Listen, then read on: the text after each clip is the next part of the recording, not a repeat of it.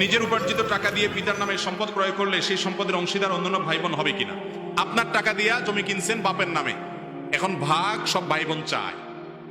আইনত তো ভাই বোন পাবে, যে বাপের নামে যেহেতু আছে সবাই ভাগ পাবে, কিন্তু শরীয়তের দৃষ্টিকোণ থেকে বাবার নামে শুধু রেখেছে সেফটির জন্য, বা ছেলে বিদেশ ছিল বাবার নামে রাখছে, এরকম যদি হয় অন্য ভাই বোনরা সেটার দাবি করতে পারবে না। কারণ এই জমিটা কিনেছে যার টাকা দিয়ে তিনি হলেন ভাই, ওটা বাবার টাকা না, অতএব মালিক হলো ভাই। তার টাকা দিয়ে কেনা জমির ভাগ সব ভাই বোন বসাতে পারবে না। অনেক সময় এরকম হয় না যে ছেলে বিদেশে আছে বাপের নামে জমি কিনছে, বাপের নামে কেন কিনছে? বাপকে শ্রদ্ধা দেখায় কিনছে, মালিক বানানোর উদ্দেশ্য না। আর যদি এই উদ্দেশ্যে কিনে যে বাবা এটা আপনাকে আমি দিয়ে দিলাম হাদিয়া, গিফট, এই জমিটা আপনাকে দিলাম আমি, তাহলে সেটা সব ভাই বোন সমানভাবে পাবে। আর যদি বাপের নামে কিনছি, মানে আপনার কাছে রাখলাম, এটা আপনার নামে রাখলাম শুধুমাত্র আমার জমি, তাহলে সেটা ভাই বোন দাবি করতে পারবে না।